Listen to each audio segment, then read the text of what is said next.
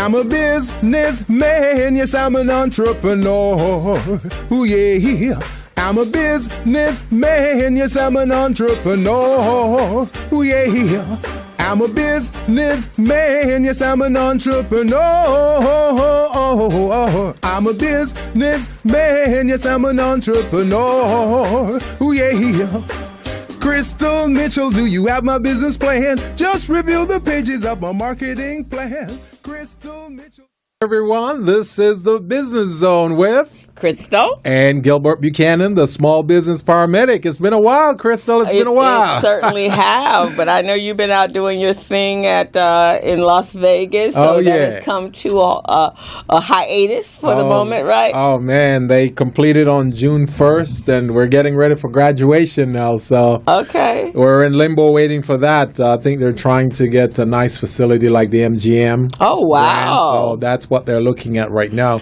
And MGM is one of our strategic partners. Okay. So that's going to be a great thing. So very, very excited about that. Oh, good. That's fantastic. So obviously it was a success. Oh, yes. It was a huge success.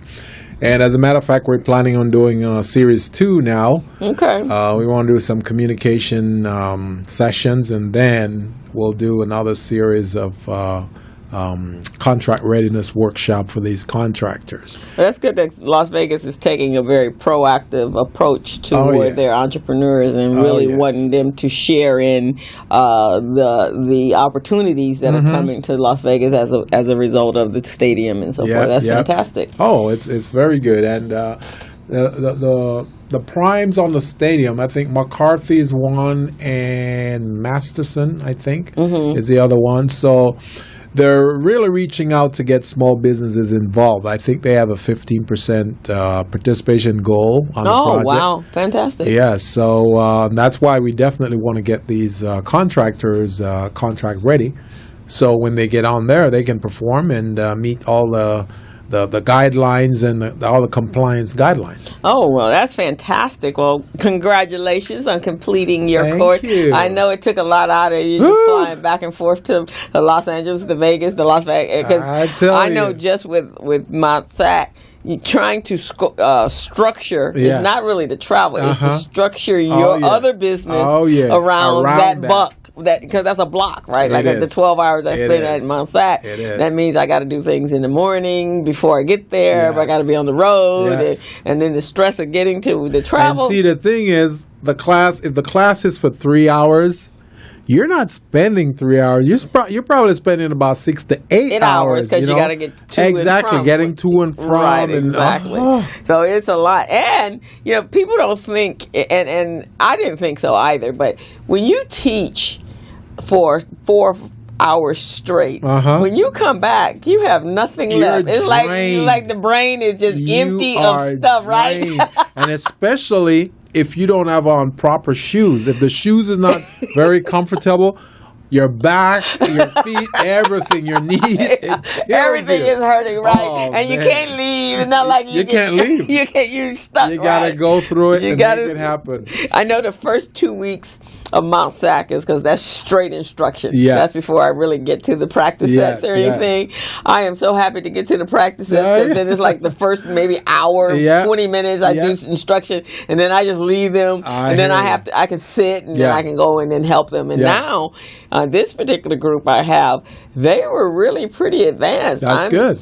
Much more than probably any group that I've had. That's good. Because I'm already I had to throw in budgets. Oh, wow. I don't ever throw in budgets. Wow. But that's good, though. This is how fast they were consuming the practice sets. That's like great. They were nothing. I mean, they were finishing them that day. I'm like, wait a minute, this is supposed to take 2 weeks. And so I had to keep finding more practice sets. I think actually I'm cultivating in my mind. Now, a practice set is like a company in all the day-to-day transactions, right? So I've found some. There's a book out there that a CPA wrote that, and it's for a fitness company. So it has merchandise and it has sales and membership. So all the dynamics of that company, right? So it's like you're doing a real company. It's like you're doing a real company because I give them they get instructions. But what I haven't been able to find, and so now I'm thinking about doing one myself is on a nonprofit. Because that's a different entity, and I have not been able to find anything. I did find someone that created a complex chart of accounts. They had to go in and create it.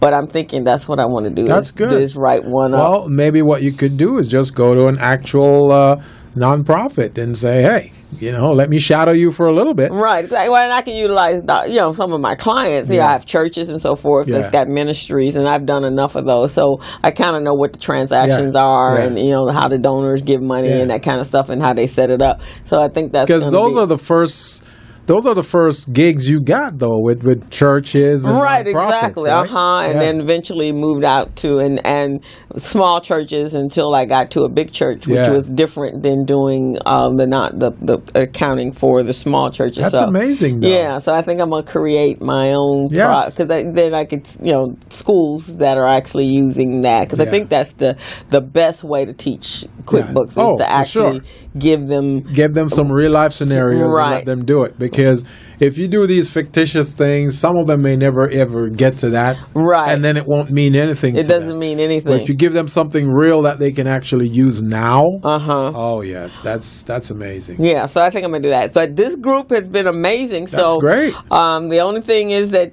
I got surprised on Friday, on Wednesday, because this class is actually they've shorted us a week. Oh, really? Yeah. Oh, we got to get it back. Yeah, because we're supposed to be 11 weeks. Yes. Right? It was 12, 11 weeks. Now it got short to 10 last week. We got to go to a week back. So we need to have that conversation offline.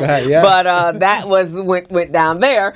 But so that means now I got to speed things up. I got to get the payroll in next week. So I'll start the payroll. I'm going to do the budgeting. Well, but it's been a good group. You're right. We got to talk about this off the air because there's certain things that Yeah, so we're going to talk about that off the air. We're not going to speed it up. Right. So today, our topic today is everybody out there in audience land, if you're watching, I sent out a Facebook Live today, so it's 3. I got a couple of people on. Hey, Margot. Hey, Ronnie. Hey, Faith.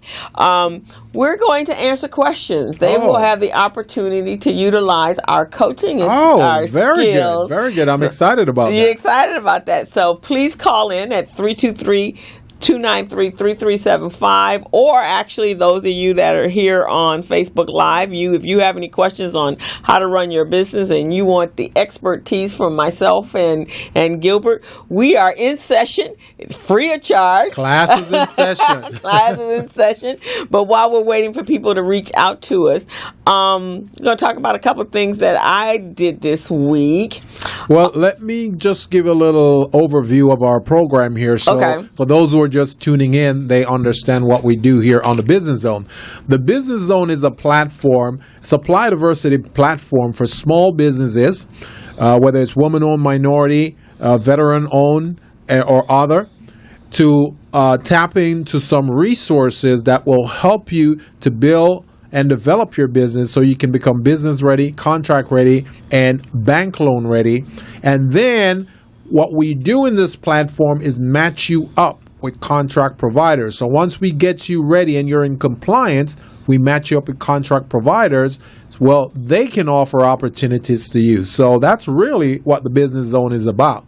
Exactly. So when you speak to us every week, we provide you insight, we provide you information, any questions that you have. Crystal and I can address it based on our expertise in the industry. We've been in the industry for over 20 years, and we work with a variety of different organizations like LA Unified School District, LA Community College District, LA Metro, Valley Economic Development Center, and Crystal, you've worked for quite a few. Yeah, I've actually, for most of mine have been nonprofits. You were on Wall Street? I've done a company that traded on Wall Street, a couple of them actually, and .com. So mine has been a variety as well. Like, my nonprofits, I have my small mom and pops, and those could be anything from hairstylists or hairdressers, daycare centers. I have that.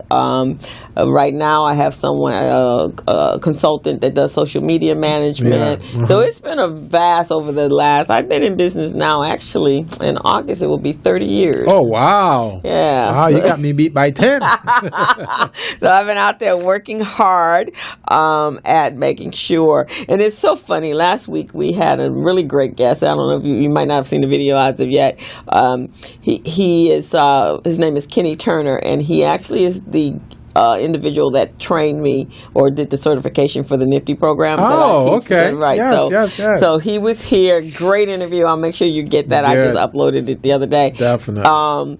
But we were talking, and we were talking about the fact before he got to Nifty, working with youth, kids, he actually did adult coaching. Oh, really? And so we had some of the similar, but he was on the East Coast in New York. Oh, okay. That's great. Yeah, so it was really a good interview. So you'll enjoy it. He got to see his work in action. Huh? Yeah, right, exactly. But when I read his resume, I was like, whoa, okay, your bio, you're pretty impressive. Because he kind of got into, Nifty found him, but he had started a business back east. And he said, someone wanted him to come out and train some kids at a youth center. And he's like, okay, this is going to be interesting, because he was in the business, not learning how to teach it. So he said that was pretty fun. Right. But one of the things, when he and I were talking, was how important it is for what we're doing, because a lot of our small businesses just don't have the wherewithal or the resources with the knowledge that you and I both possess and have acquired over the years, and put the time and energy and the research in it ourselves. And we're willing to share, because a lot of people are not willing to share the knowledge that they have. They want to keep it to themselves. They feel that it's like a trade secret or something. Somebody gonna run off and run a business better than them. Wow, what they think if they keep it up here, then it's going to give them that competitive advantage. Right, exactly. Now this weekend, I did, and this guy, he's coming onto the show, and I thought of you when I met him. I was at the Cuban Festival downtown on Sunday. Daisy's Cuban. Oh, yes, so we started going to all the Latin festivals as I'm starting now. Very good. So we were at this one, but I met a guy that was there, and he has a very unique business. It's called Cali Blend. Cali Blend. How does it work? What it is he's Puerto Rican, and he partnered up with a friend of his who is from El Salvador, and his sister. So what they've done is they have T-shirts, and they blend. And it's like you're in California, but they have your flag in the California. Actually, Felicia can put up the picture. I sent it over to her. So they have T-shirts and tank tops and hoodies, so it represents your country. Oh, that's great. And then they'll do what it is, they were both very proud of their roots and their heritage. So they wanted to also be proud that they were born in California. They were raised in California, right? So they were Latino born and raised in California. Right. And they even have the ability to do custom shirts where they will put, if your mate is from Ecuador, right? So they have the Ecuador, and then they'll split it up with the Jamaican. That. I'm going to have to check it out. Yeah, so he's going to be on the show. I'm going to get him into the show, because it was really cool. He was, and they were really nice. The shirts are really well quiet, and they stood out because they had the Cuban. They have all the Cuban attire when you go to those, but white T-shirts and so forth. But when Daisy, I like that. That's different. It's different, right? It's different. That. So when she gets to the show, she'll be able to show you in a minute what that looks like. It was on the it's on the email that I sent, but it was really cool. He has hats, so there you go. Isn't that pretty cool? That is neat. Yeah, so there's one somewhere in there. I saw it. I think it was. So they can combine the flags. They can combine the flags. Oh, like that one looks like the first one from the top left. That looks like two flags combined right there. Right. So that's actually, so it's part of Panamania. I think that's Panamania, and then the one down below that They have Panamanian. They had Brazilian. But they did have Jamaican. Oh wow! And then they have it on the hats as well. I like that. Yeah, isn't that cool? You have to check it out. So I thought about you. So I'm gonna have all three of them on the show in a couple of weeks. All right. Yeah, I was like, okay, that's for Gilbert. That's right. See, I love it when entrepreneurs are unique like that. They're different. Right, exactly. Because you can be any kind of T-shirts, right? Yeah, everybody could But when sell you go, T-shirts. and when we were walking past them, Daisy stopped, and then she came back, and she said, "Oh my God, I told them you had a show, and that they need to be on your show." Good. And I got to talking to them, and they told me how they came together. They've known each other for about 2 decades. Oh wow! And so here they came together. Yes. And one's an artist and graphic artist, and then the sister is involved. She does all the business part, the market, the bookkeeping, and maintaining and ordering the merchandise. Yeah. And then the other guy, his name is Felix. I guess he's the salesperson. That's good. So they're going to come on the show and talk about their Definitely would product. love to have them. Isn't that pretty cool? Oh yes, for sure. The other thing I did just last night, and this was kind of off the cuff. I hadn't planned on doing this, but I was invited to where there was a screening, a private filming of a screen of a movie at USC last night, and it was an alumni. So she did her school project on There Goes the Neighborhood. And it is a intimate following of an extended family that lives in View Park, and that they're experiencing the demographic changes occurring in their community. Wow. Oh my God, this young woman did an amazing job. Yeah. And this was her school project. Now you make me want to go see it. Right. So she's they've actually won a winner of the best documentary for Southern California First Look Film Festival. That's great. And they're going to be at the Los Angeles Film Festival. So you actually can go to this one. There's 2 dates. She's got one on July 10th, which is soon, and then the 21st. They still have some tickets available.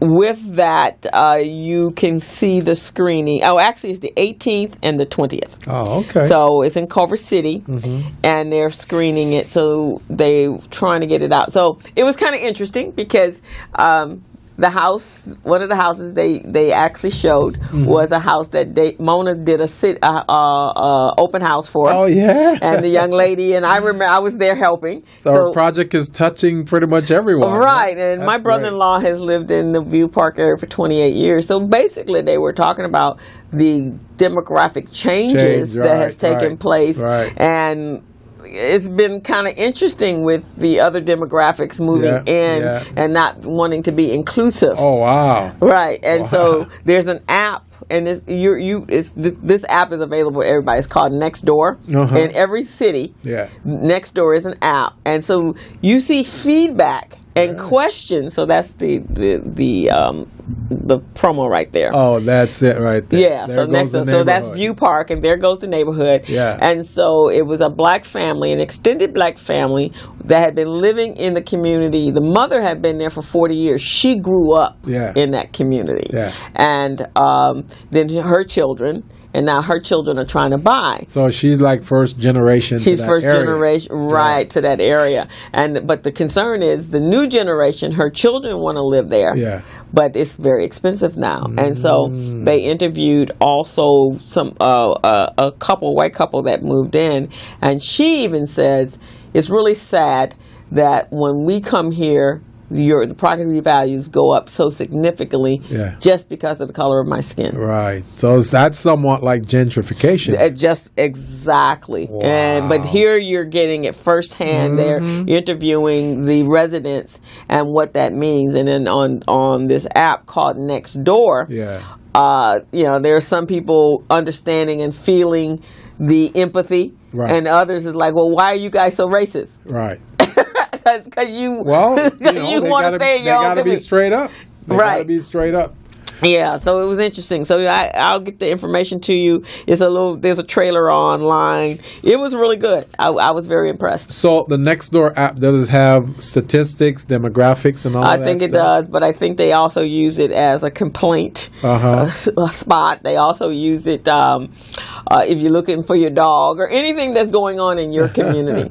I actually got a client from Nextdoor. Really? She put on there, did anybody know of a bookkeeper in the area? Oh, wow. And one of my clients who also was on, he said, yeah, and he told me, and then she calls me, and I'm like, she goes, I found you on Nextdoor. You found me on Nextdoor? No, she meant that because I'm not registered on Nextdoor, but you can. You can put your business on Nextdoor, and if people are looking for for you in their community, then they can find you. Oh, I'm gonna have to check out that Nextdoor and see what it's all about. Right, exactly for your area and where you live. Yeah. Who knows? Maybe you'll find some interesting stuff about Nextdoor that you may not want to know about Nextdoor. This is so true. It will have its good stuff and its bad stuff, right? Pros and cons, but it also could be very beneficial. That's true. Considering. Let's check it out. So what did you think about the hearings this week? Oh, my Lord. That's like a circus going on right there right now. The thing that really got to me about this whole thing is all of these guys, you got one side, you got the left side and the right side. Guys on the left, see, I'm straightforward. I'm very transparent. I don't hold punches. I don't, try to butter up to people. Right. If you're bad, you're bad. Right. If you're good, you're good. Right. Exactly. So just say it. Just say, hey, this is obstruction of justice. This went on, and I don't agree with it, and just say it. But well, I don't know if it is. Let's wait until all. I know. It's like, did they not hear the same thing we were here? I was sitting there riveted, going, "Oh my God!" And then you hear the other commentators going, "No, that's not what I heard." Yeah. What do you mean that's not what you heard? They're listening to a different frequency. Right, and their hearing was everything was on a different frequency. Yeah. But Comey, and what I find, because police officers, especially, or law enforcement on that level, their note-taking is copious. Oh, yeah. Phenomenal. Right? I was watching that. I was going, man, I need to step up my game on my note-taking process. But no, it's bad when the man has to run out of the Trump Tower and get to the car and start typing. That's really bad. It's like he said, so we were sitting there and I was looking across and there's a silent, awkward silence. I was staring in his face. He was staring in my face. So I'm going to have to take some notes here. I was staring in Crystal's face. She was staring in mine. We weren't saying anything, but she knew what I was thinking. Right. I tell you, it's like a novella, right? It's like a novella. You got backbiting, you got lying, you got wiretapping, you got threats. And the thing about those novellas, somebody always go to jail. Somebody always goes to jail. So we can hope. Yeah. But what I found is kind of interesting. Now, it's been a long time since I've worked in corporate America.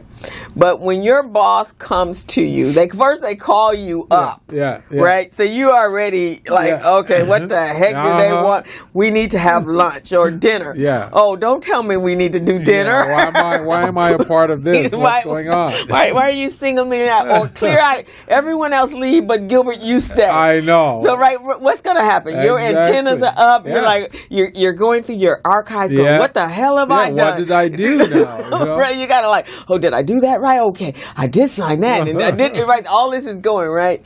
So and then if they tell you, I hope, so to you from a place of authority, I hope means you better be doing what I hope you're doing what I know you're supposed to be doing, right? That's not a hope like Christmas hope. Yeah. No, that's your boss is telling you, I hope you are whatever. Then that means you're supposed to be doing whatever you were supposed to do, right? That is crazy. I mean, that's crazy. Man. Right, exactly. Just the subtext of that coming from who it's coming from. Yeah. Yeah, so that tells you. That is ridiculous. Yeah, so it's going to be kind of interesting. And the talk show on CNN, I saw one with Don Lemon. They spent the whole time, it was 6 people on a panel. They were yelling and screaming. I thought some people were going to come across the table, going to punch some other people. It's like, oh my God, this is better than novellas. It is unbelievable. And the thing about it is, they keep going back and forth. The truth is going to come out. The truth is going to come out. It has to. Somebody's going to make a mistake and say the truth. And actually, Mueller, I was reading today that he's pulled together his team, and his team has taken down the mafia, the Gambinos, or wherever they are, and Enron, and Madoff, and Watergate. And this one guy he has, they said that he is by far the best person in the whole world, not just the country, the whole world, that if there's a money trail, he like a dog in heat. That's like a ninja-style prosecutor right there. Right, exactly. So he didn't brought him on. He's going to sniff out all the money. So it looks like possibly the whole entire administration will be in orange suits. that will be the day, won't it? Oh, my Lord. This is going to be interesting. It's going to be interesting but at the same time, we need to be cognizant, because there's certain things going on behind the scenes. So the Dodd-Frank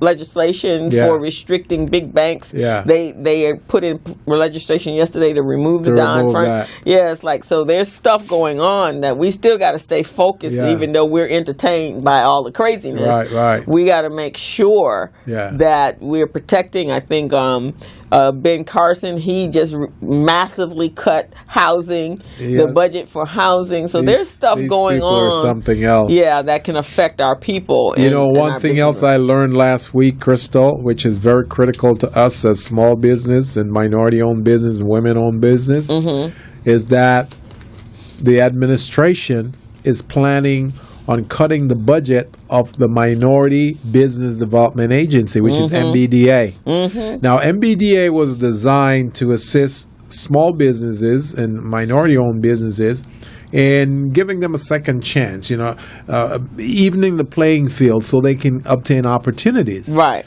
Now, with them cutting the budget, the budget was at $38 million.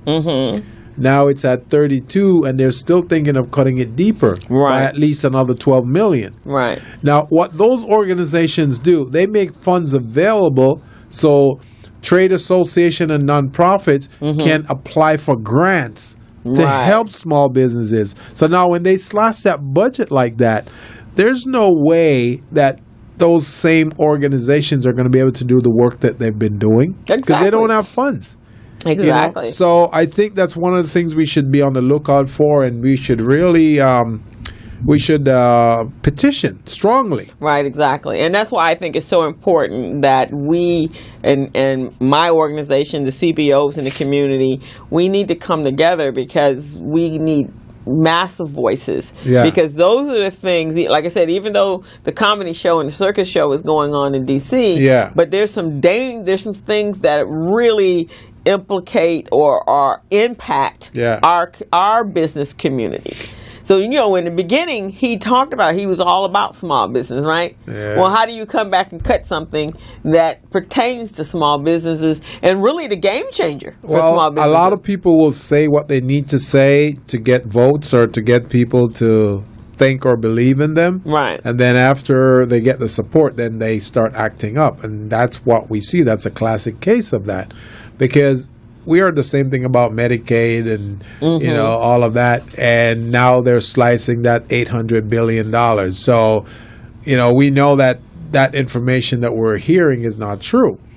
I went to the website here at mbda.org, and for the listeners who are listening right now, if you go to MBDA, that's Mary, Bob, David, Apple.org. You will see everything you need to see about this program we're talking about right now. It's the Minority Business Development Agency, which is supported by the Department of Commerce as well. So it's called the MBDA. MBDA. MBDA. Yeah, okay. .org. .org. Okay, so this is for those of you that's on Facebook Live. This is good information. So go to that website and see what Gilbert's talking about on how they cut the budget for that. Because that's some of the areas that we're really trying to focus in. That's what because I'm talking that's a game about. changer. Yes. If you can get contracts and then you have your trade associations making sure that they're providing the training and the certification, making sure you can get certified, they need those monies to make that happen. Right. So it's important that within the craziness that we see, that we're not letting things slip between the cracks. Exactly. Because we'll look up and quietly they would have done things that would have hurt us. They're not going to hurt them. They're going to hurt us. And that's what they've been doing. These programs are slashing them quietly. Nobody really knows what they're doing. Yeah, I was at a meeting yesterday. I'm doing a BizCamp for our kids, the junior BizCamp that I do with the Urban League and Nifty. And I was at a meeting yesterday. There's called the LAP3, which is a regional collaborative meeting that they have, a group that they have. And so one lady was saying, I meant to give you these flyers last week. So for parents who have children, they were actually giving away car seats. And if you had a car that you owned that broke down, you could get car repairs up to $1,500. Oh, wow. She says, but as they were telling her, they're like, but they're slashing that budget next week, so they're ending the program on June 30th. I'm telling you. It's like, wow. And who knew? Nobody knew that. Anything to help the small business to become self-sufficient is that's like a big target there. They're looking to slash or get rid of it. Because it's about big business. Exactly. Right. So and making sure that they're pushing out, and which is why the minority certification programs are there. Yes. So that you can get in a bigger playing field and not have to do business only with moms and pops and small. I did make an error on the website. It is mbda.gov, not org. Okay. .gov. MBDA.gov. Okay. MBD. And if you look on the website, one of the photos on there is one of our local small businesses, Pat Watts. Oh, really? Pat Watts, yeah, she's on there. I've seen her on there. I'm going, wow, this is phenomenal. So it's mbda.gov. So you guys can go there and get some information. What are some of the other organizations we could tell our people if they're interested in becoming certified, besides coming to us and making it happen? But if they just want to find out what it's all about. They could go to Metro. LA Metro, that's one facility they can go to. They can go to the County of Los Angeles. Okay. And because they have a small business program, they can go to Orange County OCTA. Okay. They can go to the state of California, which is DGS. Okay. Department of General Services. Caltrans, they can go there as well. Or just go to their websites. They can go to the city of Los Angeles, Bureau of Contract Compliance. Okay. So these are all facilities that they can get their certifications, and many of those all of those certifications are free. Okay. They can get, if they know what they're doing, they can do it themselves. But if not, then they may want to hire a consultant to help them streamline the paperwork. Okay. Which is probably the better way, because there's so many things that that they're trying to do with their own businesses. Yeah. And that kind of leads me into our conversation today. Yeah. One of the things that I've been noticing, and I'm sure you've noticed it as well, is that we talk about financial literacy, but we talk about it from a personal level, an individual level. Yeah. But we don't talk about financial literacy from a business level. Yes. And in order to even get to that place where, Jerry Green just said another one is PTAC, PTAC. Yeah, PTAC, the Procurement Technical Assistance Center. Okay. And that's also through the County of Los Angeles. Okay. All right. So there you guys go. There you have that one. But one of the things that I know is that and I had a client yesterday, and this is and I went to do some QuickBooks training with him, and he's a pretty bright guy. He had been using QuickBooks only to record his expenses. He wasn't quite sure how to put his income there. Right. So I went in to show him how to do that. Yeah. And he was like, "That's what I need." I said, "Right, because if you he said at the end of the month I can see specifically what I spent, what I brought in, and that means I can forecast." I was like, exactly. Because you have to know how you're doing. It's like a barometer. It's like taking your temperature, right? Exactly. And to help you make decisions. So one of the areas I've been wanting to spend more time in is creating programs and workshops and seminars that's geared more to business financial literacy. Oh, okay. That's good. Yeah, because you run into that, I'm sure. Oh, yeah. Oh, and for I sure. get it. I run into that. Yeah. And I have people, I was doing books for someone and provided a P&L. And so the next question, of course, when they get the P&L is, well, what's your profit margin? And they're like, huh? Wow. So, so again, like I said, the banks and everybody are worrying about you and how you manage your personal money. Yes. Have your savings account and your 10%. But when you come to a business, you really need to understand how money works. Yes, you have to. You have to. And that's one of the things that we're going to do, Crystal, in our workshop, you and I. We're going to put together an infrastructure to show the business owners how it works from A to Z. Right. And we're going to make it literal. So we're going to have physical specimen that will explain to them how it works. Okay, so here's box A. Right. This is what box A does. Then box A is connected to box B. Right. In box B, you have this and this and this. But if you don't have these documents over here in this checklist, then you can't get into box B. Right. And then box B, once you have that, it takes you to box C. And that's how we're going to have to do it to make it easy and simple for them. Exactly. And the reason they have to understand how money works is because that's how they create financial goals for their businesses and also set up priorities on what you need to be doing.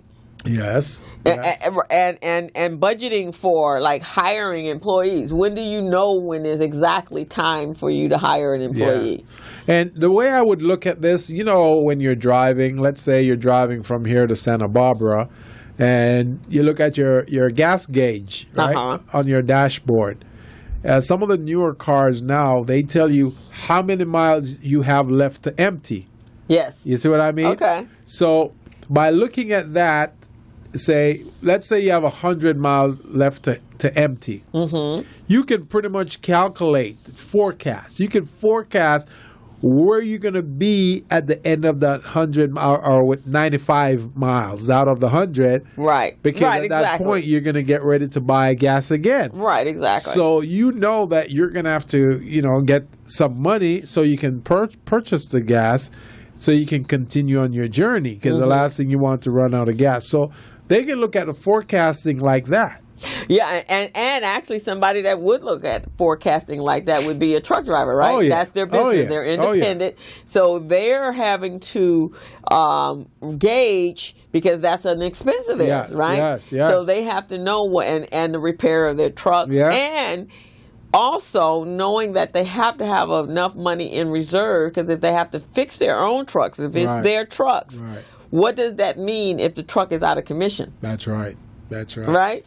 So those are some of the things that we're going to have to use to illustrate. Right, exactly. To get the business owners understanding, this is the guy I met with last week from MBDA. Oh. Yeah. So you're on their site? Yeah, see, look at that. It's a small world in the business world. And he used to be a coordinator over at USC. Oh, really? Yes. And now he's in Washington. Oh, yes. Okay. So this is a big team right here. This is an MBDA team. That looks like Barbara Sullivan right there. How is Barbara doing? Barbara's doing fine. She's doing fine last time I spoke with her. And, I got to give her a lot of credit. She's doing a great job trying to run her business and, keep it on top of all the competitors who are, snapping at her heels, trying to take away some of her opportunities. Right, exactly. You got to stay competitive. Oh, and again, that's why you have to know how to run your business and understand how stay ready. You got to stay ready, right? Because a business that and you can take us for example. You've been going back and forth to Las Vegas, but at the same time you have a coaching business and you have a consulting business and training business. So you kind of have all these lots of balls in the air when you're traveling all over the place. Yes. And the same thing with me when I do Mount Sac. Where I would be scheduling appointments during that 12-hour, or actually it's more than that. It's 4 hours plus 6 hours actually a day. Yeah. And so now I got to do my business morning and before I head out on the road, and everything gets pushed to Thursday, and then prepping for the show. Yeah. But you kind of have to know, and you also have to know what business to accept. Yes. When you have when your business is working and things are coming together based upon your plan. Because not all business is good business. Not all business. You see what I mean? And that's why as consultants sometimes we got to fire some of our clients. We got to fire them.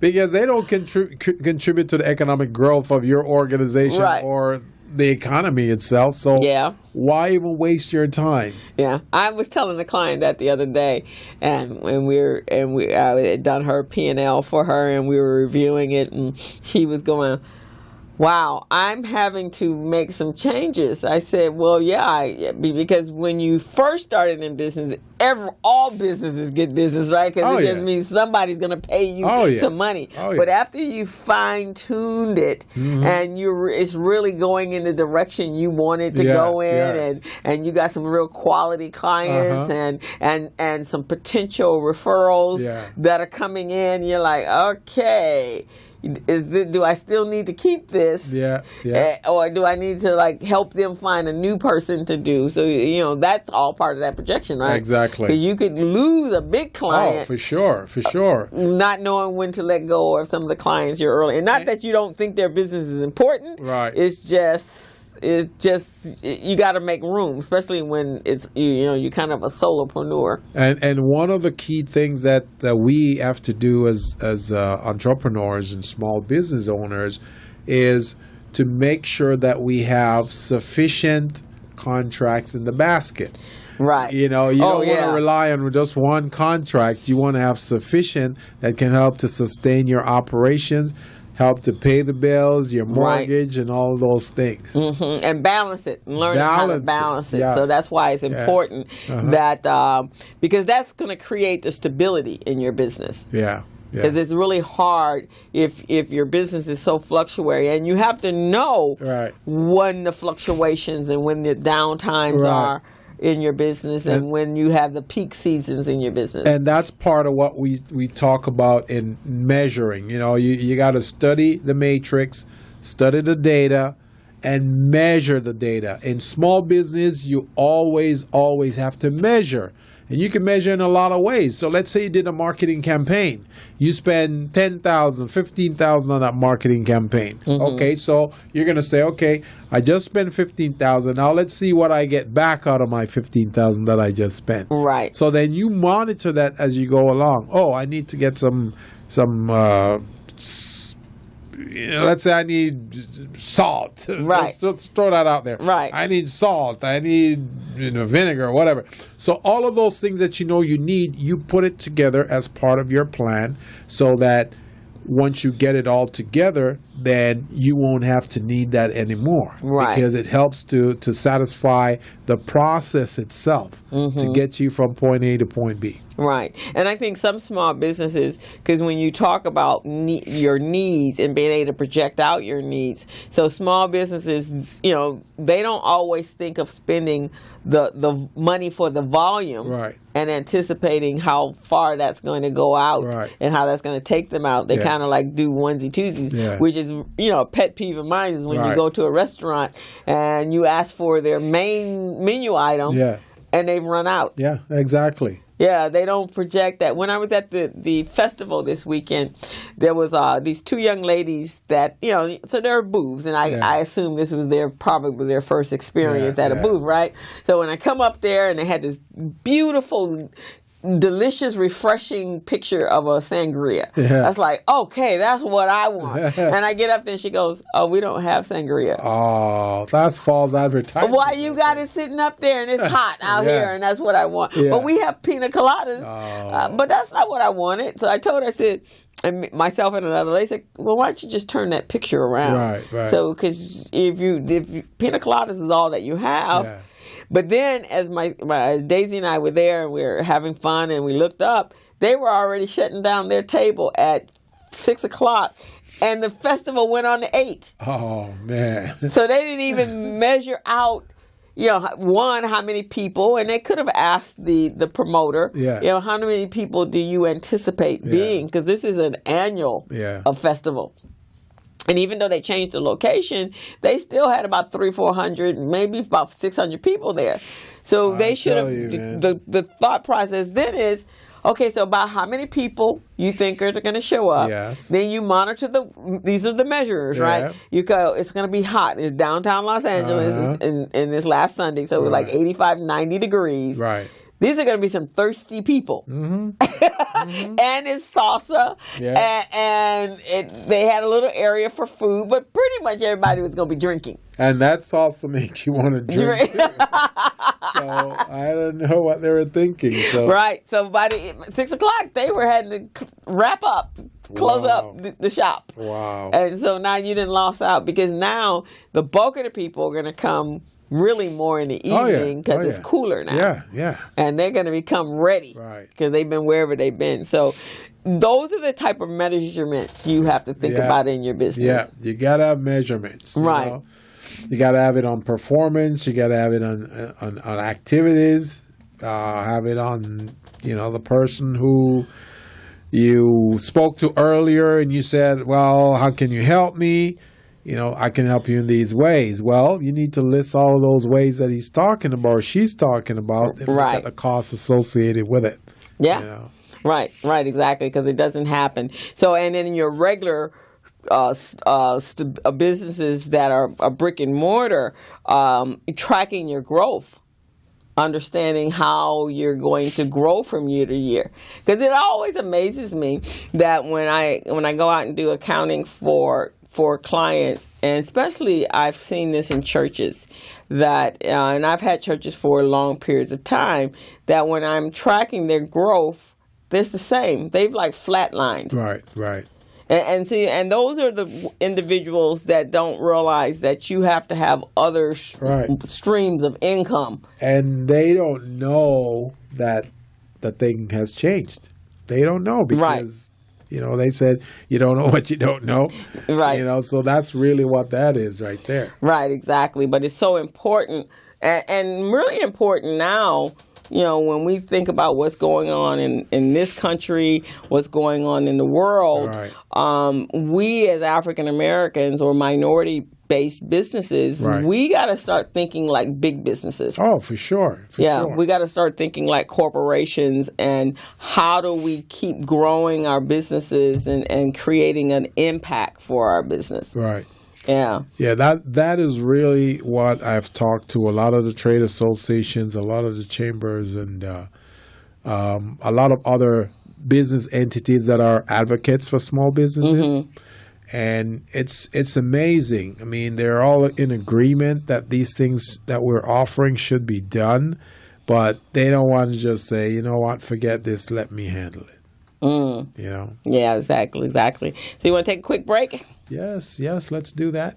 Okay, so we'll be back, everyone, in a few minutes. Yes. And if you have any questions, give us a call at 323-293-3375 Or those of you that are on Facebook Live, just text a question, and Gilbert and I will be happy to answer. Yeah, we want to hear from you on Facebook. We want to target our Facebook supporters right now. We want you to call us in the next 5 minutes, okay?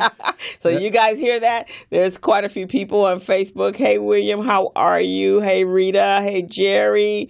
Let's see who else was there. We had Margot and Faith and TJ. TJ, give us a call. Johnny Sharp and Virgil. Yeah, it must be Virgil. Yeah. And Virgil. You guys are all on Facebook Live right now. Give us a call while we're on break. You're in the business zone. Meet Larry.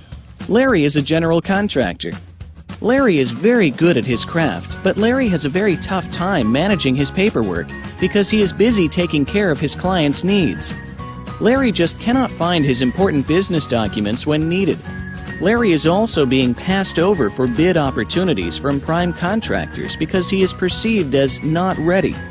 He doesn't know where his business license, certifications, insurance, and other key corporate documents are located most of the time.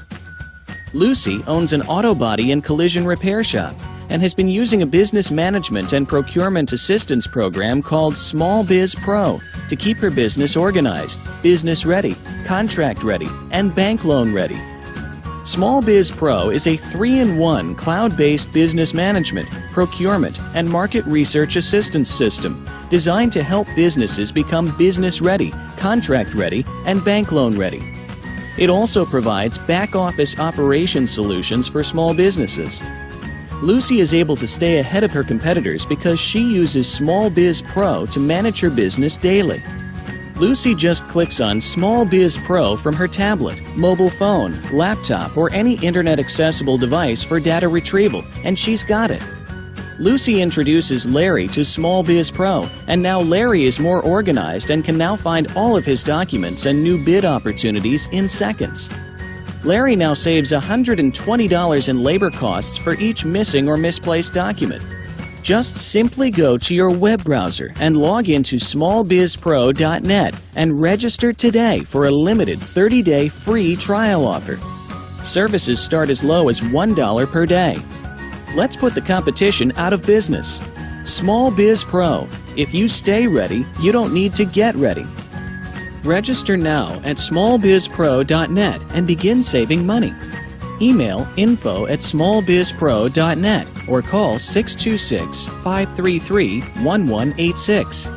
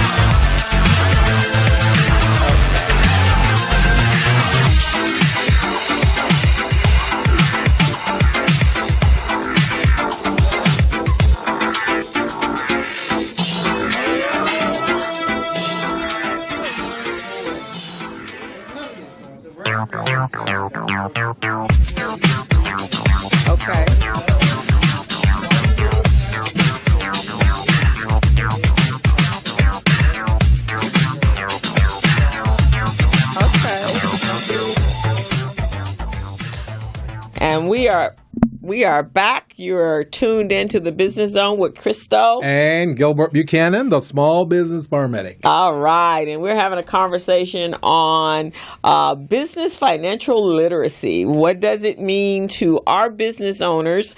How well do they know how money works for them? So those of you that are on Facebook Live right now, a number of you have businesses. So give us a call. Give us a call and tell us how you understand business literacy and how are you tracking your growth of your business, or do you need help? And what pain are you experiencing right now in your business? Right, exactly. And anybody else listening, give us a call. So Gilbert, because I know you do a series of classes, workshops for Edison, and this is a subject that obviously that you have to cover or have to discuss with individuals that are doing contract business.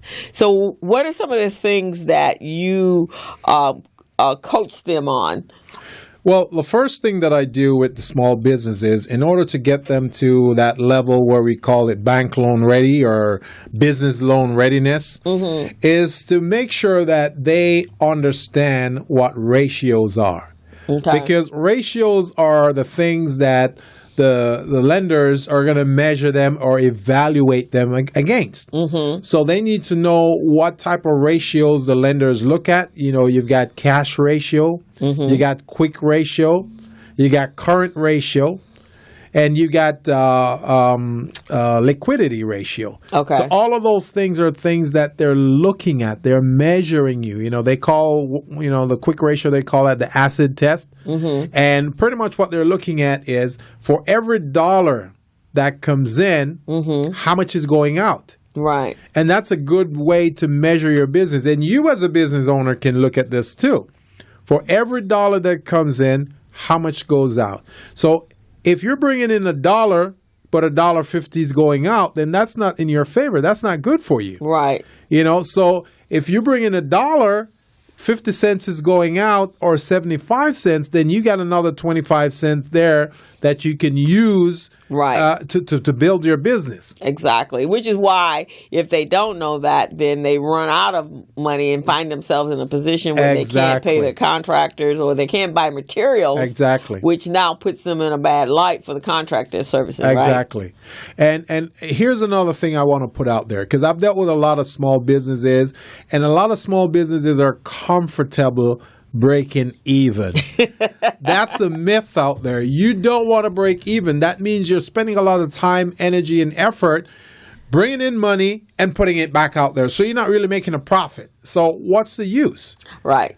And the whole purpose of making a profit is so if something goes wrong while you're in operation, so let's say the light goes out or some catastrophe occurs, right, you need to have some money available somewhere that you can leverage to fix that problem, that emergency problem. But if you're breaking even, where are you going to get that money from? You don't have that money. Exactly. So what would you say is, based upon your clients, because your clients are pretty high level, on a higher level, what would you say would be that percentage, that profit margin that they should be, a healthy profit margin for them to live with? Well, what the banks are looking at is, if you're bringing in $2 and you have $1 going out, that's good.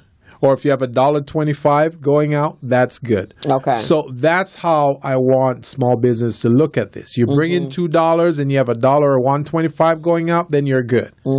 But you don't want anything less than that. Right, exactly. Yeah, you want more, but you don't want less. So if it means you got to increase the number of dollars coming in, then good. You got to do sales. You got to do some type of marketing or try to obtain a contract. Never get a loan. Never get a loan to increase that revenue well, it really doesn't margin. Do that anyway, because you're in debt, right? Exactly. No, you're digging deeper in debt. You're digging deeper exactly. in debt. Right, exactly. But again, if you were monitoring, and we know this, a lot of our small businesses businesses are not monitoring their financial statement by using a accounting software and having a bookkeeper. And you can have a bookkeeper that is not housed where you are. There are several ways you can do that. You can have an entry level who's been trained to use a software, QuickBooks, Peachtree, what have you, and they can help you grow. Because you have to know when it's time to hire. You have to know if your business can afford to buy product and in volume. And you actually also, that helps you because buying in volume actually is saving you money. Because you're paying less. And Crystal, you just touched on a key point there that many small businesses ask because they really don't know and they're saying, how do we do this? The question is, when do we hire? How do we know when it's time to hire someone else? Let's say you're a sole entrepreneur, you're running your business all by yourself and you're being the jack of all trade and the master of none, doing all these different things. So you want to figure out, okay, so, I sweep the floor, I do janitorial services, I do marketing, I do the bookkeeping, I do all of these types of things, and I don't have the time and effort to do it anymore. What do I do? Well, that's around about the time when you should realize that it's time to start hiring someone. Because if you're doing everything, and none of us is expert in every area. No. We may be an expert in one or two areas. But, marketing, the tax return, the bookkeeping, the janitorial services, sales, running the business, running the operations, doing HR, doing safety plan development. We are not expert in all of those. So as a business owner, you need to recognize that. And if you have the money resources in your bank account to bring in a consultant or bring in a bookkeeper or someone who you can afford to pay for a few hours, maybe a week or a month, then you should do that. Because as a business owner, you are the CEO of your operation. And as a CEO, your job is to go out there and cut deals and bring in deals. Because who knows the business better than the person that founded it or the one that the idea was germinated with you. So you're the one that go out and sell the business, not your underlings. That's right. It has to be you. And so I think if we wanted to break it down, especially, a lot of our business owners are solopreneurs, right? And they think, okay, well, I'm doing things. But when you become so overwhelmed that you can't really meet all the expectations, but you have expenses that need to meet all those expectations, that's one of the first signs that you really need to be thinking about a employee. And let's just put this out there, Crystal, for a second, okay? I'm not going to act like I am above many small businesses and I know all these great things and therefore I can function. I too am human like many small business owners, and I recognize I can't do everything. I have hired Crystal sometimes to help me do certain things because that's her wheelhouse. That's what she does very well. She does bookkeeping, she does accounting, she does payroll, she does tax preparation. She does those things very well. So therefore, I don't do it. I hire Crystal to take care of those things. And the good thing about hiring someone that already does it, the time it would take me to do it is much faster than it takes you to do it, right? So I can just knock it out because it's what I do. But you, the person, the business owner, has got to figure it out first. And then got to go through some help. You got to Google it. You got to YouTube it. Well, by that time, the person, you done already paid the person. They've already done it, and they've done it. And that's their expertise. Just like with marketing.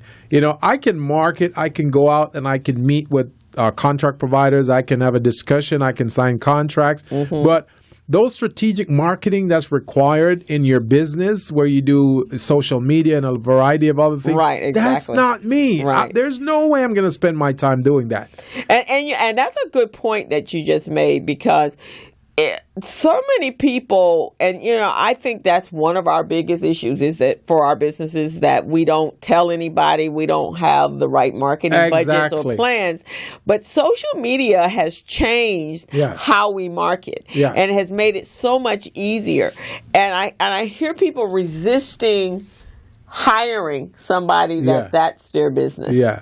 Well, those are the people who are going to struggle a little bit because they think they shouldn't bring someone in to help them and they can do it themselves. They're going to struggle a bit. Yeah. Because then there are 24 hours in the day. And if you have to spend time doing marketing, you got to do advertising, you got to do bookkeeping, you got to do operations, especially if you have employees. Running and managing your employees suck up the most time ever in your business. It does. It really does. It sucks it up. Because they're people and they're moving parts. Marketing is moving parts because if you're marketing even if you are pretty adept at social media, how do you measure? You got to measure that the social media is working. You got to measure the effectiveness. You got to measure it. So if you hire someone that's their business, then if they care about their business, then they're going to do what they're supposed to be. And you really need to do your research to make sure and get references from people who have social media managers that are actually putting out the work and have guarantees about their work, and they have outcomes and measures. It's not just everybody. Now, small businesses, you can start with hiring your team. And if you're training them, you're doing two things. You're one, teaching them to be somebody, to work for somebody and an employee, right? And then the second thing is you're getting the work done. Right. And the thing is, if you hire, let's say we're on the topic of social media. Let's say you hired a social media practitioner to help you in your business. Or let's say you're thinking of hiring that person. One of the first things you want to do is you want to see their track record. You want to see what they've done before, with whom. Right. So, have them show you, show me an example of a campaign that you've ran for another business similar to mine in the industry. Show me the results. Show me the measurement. Show me the performance so I can have an idea. Because you got to be able to match apples to apples. Exactly. And there's so many people that are still so resistant of social media. It just amazes me. The other day I was teaching my students on helping them set up their LinkedIn account. Because they're looking for jobs. So that's the place where you go, your resume, your electronic resume. And so I was getting pushed back because so many people are like, well, I'm so private. But, this is the world that we live in. So now you can put in restraints to protect yourself, but you can't be afraid of it. You can't when millions, 5 billion people are on Facebook, and it gives you the capabilities to drill down to a certain demographic for the product or service that you have. And your budget can be $5. That behooves you to do that. Oh yes. Because you can't find a print marketing outlet that's going to give you a $5 budget and reach billions and millions of people. That's not going to happen, right? And there's so much more work behind it. So we really, in today's world, you got to embrace the modern. You got to embrace the current tools that are out there to help you do a better job at your marketing. Because for me, and I've always said this, marketing helps generate the dollars. It does. And also you want to look at it this way. If you bring in a social media practitioner to help you out, we all need ambassadors. That's an ambassador for you. That's someone who's working on your behalf to get you the results you need. So then you can focus on other areas of developing your business. Right. So that's one of the key ways you want to look at it. Now, if the person who is supposed to put their information out there and say, I don't want to do social media, I don't want people knowing about me. Think of it this way.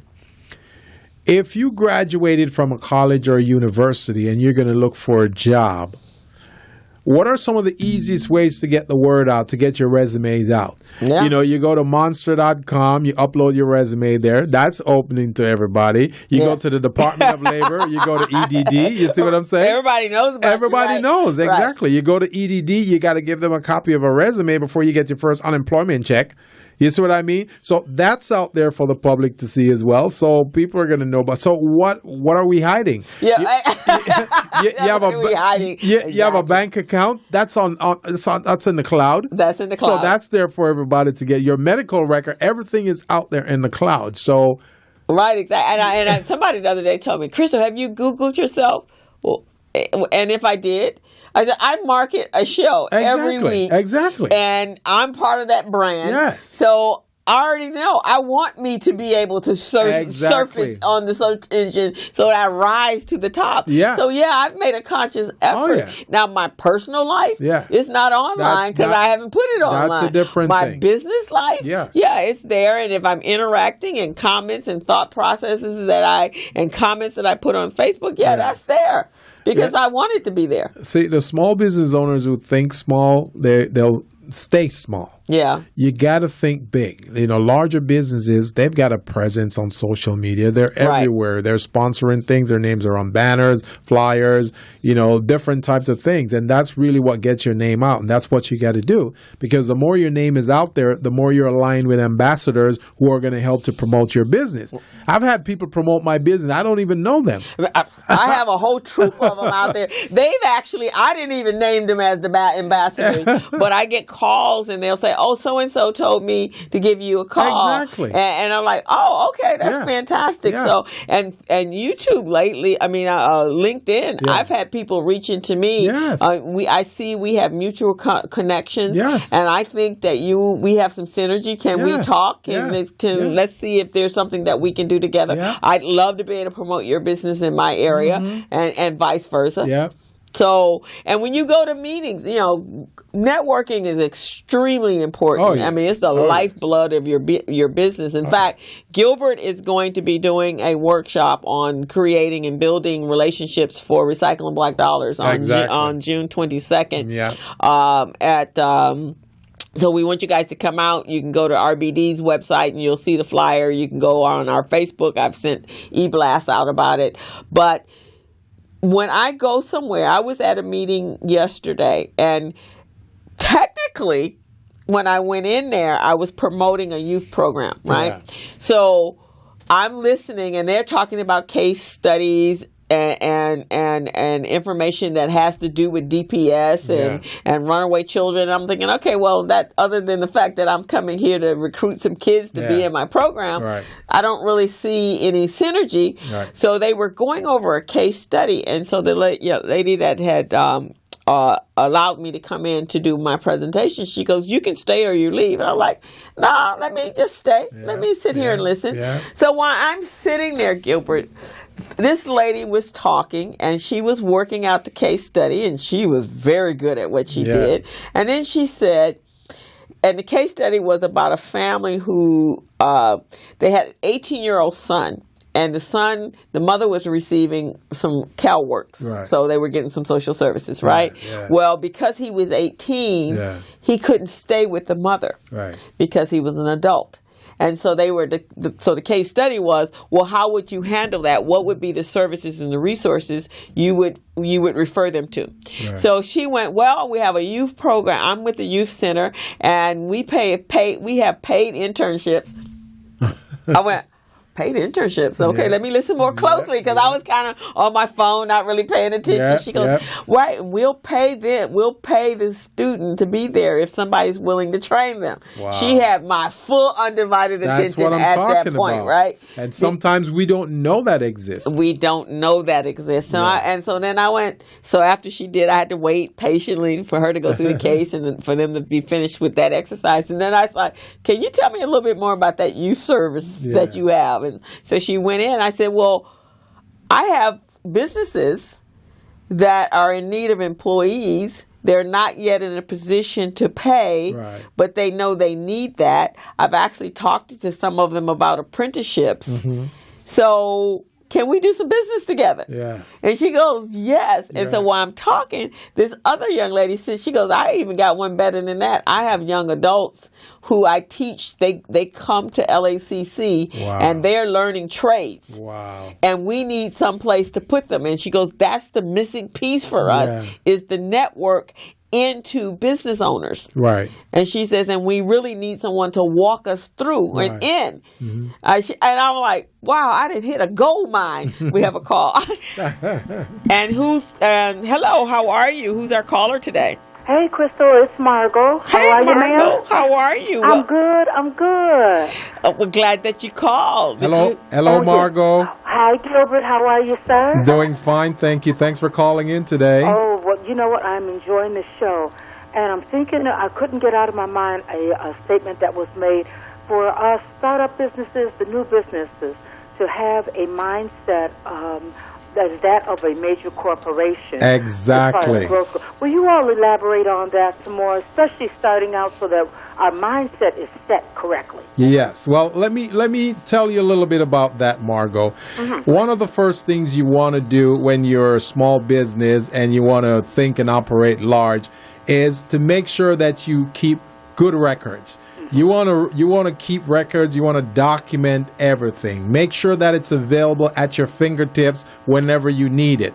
That's one of the advantages that the larger firms have over small businesses, because anything they need, they can access it, real quickly. Mm-hmm. So that's one of the first thing that you want to do. Okay. The second thing I'm going to have Crystal tell you about, but the second thing is you want to make sure that your finances are up to date and is in order at all times. This is Crystal's area, where you do your balance sheet, your profit and loss, and your statement of cash flow. Make sure those are current. Every month you want to document those and upload those to your system. So, Crystal? And he's absolutely right. And then I'll take it a little bit further, though. I think when you're a small business, obviously you're thinking small, so you're thinking in smaller quantities. You're thinking you're too small to even think and do and go after bigger contracts, right? Mm-hmm. Yeah. So, but you can't, because you can partner up with other organizations that may have a little bit more than you do, and they may even have more resources financially than you do, but you both can bring something to the table that now can make you eligible to be able to service bigger contracts. Right. It makes sense. It gets back to that collaboration thing. Yes. It goes back to the collaboration thing. And then, as Gilbert was saying a few minutes ago, who better to have as your ambassador than somebody that you're doing business with? Exactly. Right? And now you're both going after something big. I always tell people, and especially my clients that are ready to go to that next level, it's harder to get there by yourself. Because you look at your financials and like, I'm just not quite there. But when you're going out and you're networking people and you're listening for some synergy between yourself and another and someone else that you're speaking with, and then you're thinking, wait a minute, there was a contract I could have gone for, but I didn't have X, Y, and Z. But as I'm talking to them, they have X, Y, and Z. Yes. Can we go together and do that contract together? Mm-hmm. That sounds good. That's a good idea. Right? That makes sense. That makes a lot of sense. And Margot, also another thing that small businesses need to do in order to be on the same level as a big business is to make sure that your documents are in order. Make sure you have a checklist of all the key documents you're going to need to run your business efficiently. Like, for example, you want to make sure you have your business license. You want to make sure that you have, if you're a sole proprietor, you want to make sure you have your fictitious business name. You want to have that registered and ready to go. If you're selling a product, then you want to make sure that you have your sales license, your sales permit. Mm-hmm. So you can, and you want to make sure you pay taxes too. Mm-hmm. Another thing that the small businesses do, they don't want to claim certain taxes. They don't want to claim the revenues that they're making, so they want to take a loss. They want to make it look like, it's a loss, so therefore they didn't make that money. Well, what that does, that prevents you from going out and getting a line of credit, because it doesn't show really how much money you can make But what it does show is that you're only able to make a smaller amount. Okay. Yes.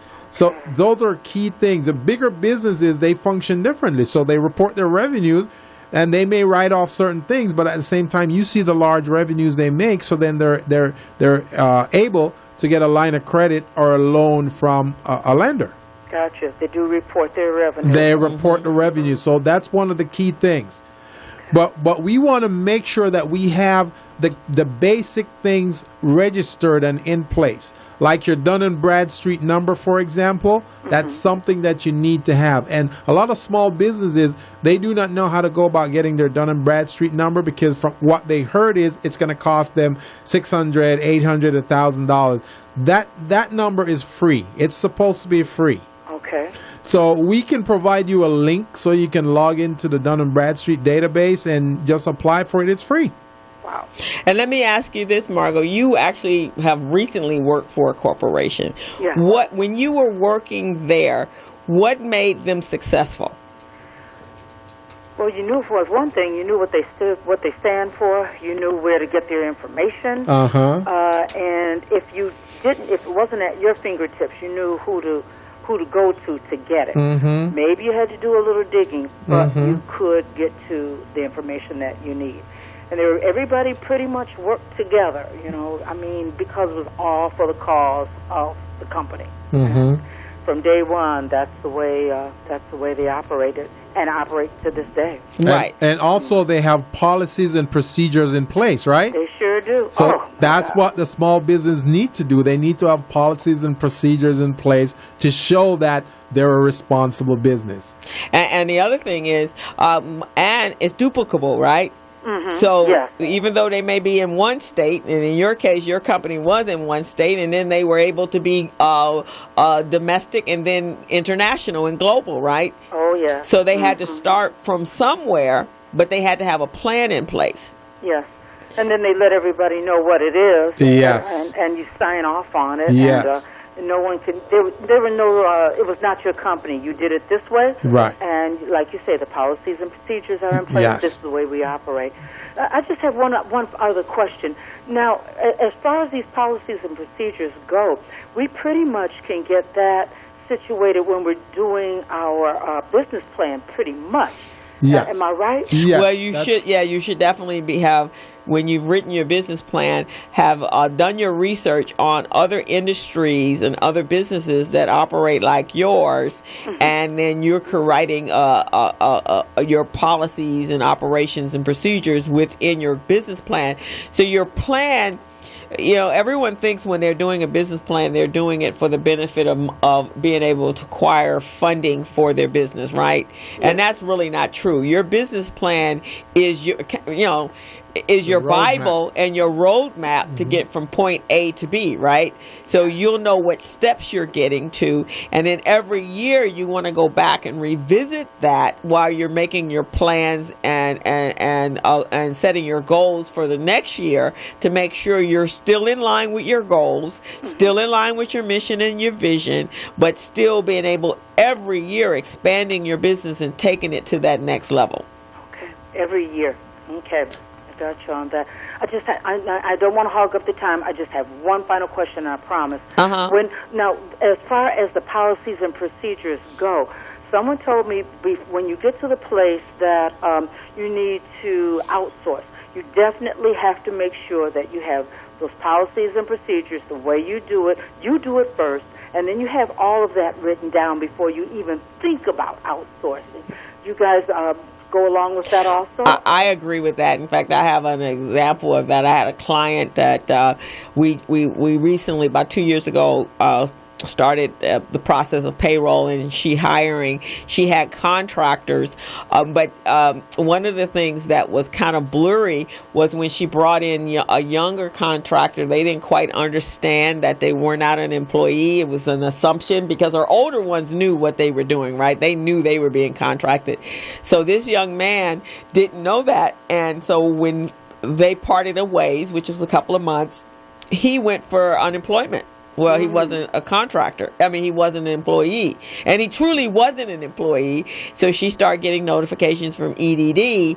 And that was something she had to get in place. She had to have policies and procedures because she had to prove that this person and it was not her employee. So how she proved that was with the financial records that I provided for her, because I do her books for her every month, and I could show when he was hired and the type of work that he did based upon how she billed him, or he invoiced her.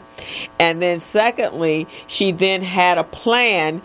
She had put her policies and procedures as to what constituted a contractor and what constituted an employee, and she had enough contractors that were not on premise that she could fight her case, and so she won. Wow. Margot, here's an easy example of how you can do this. So let's say you're a one-woman shop right now, and you're going to bring someone in. Your policies should state that if you're going to hire an employee, one of the first thing you do is you do a W-2. Okay. So I'm sorry, you do a W-4. Yeah. The W-4 is a form you do before, the end of, you have to give them their tax return document. So you do a W-4. That's going to be the policy. But if you're not bringing them as an employee, the policy should say you're going to do a W-9. You have them fill out a W-9. And Margot, I want you to think about it this way. I want every person that you hire to do some work for you who is not an employee, make sure they all fill out that W-9. Because at the end of the day, you have to give them a 1099, right? Yeah. And you got to report that to the IRS. So the only way you can do that and get their information, and the reason you're doing this up front before they actually start doing any work, because if after you pay them, and then you start asking for that information, they may not want to give you the social or the business tax ID number, because that happened to me. So that's why I'm sharing this to you. Oh my! So this includes people that are doing freelance work also. Yeah, if they're doing freelance. Wow. Yeah. Yes. So you want to make sure you do that. Then those are part of the policies and procedure I'm talking about. So you have that in place, so you know. Is this person going to be an employee, or are they going to be an independent contractor or a freelance worker? And if the answer is yes, they're going to be an employee, then you do the W-4. And then they go through a different step.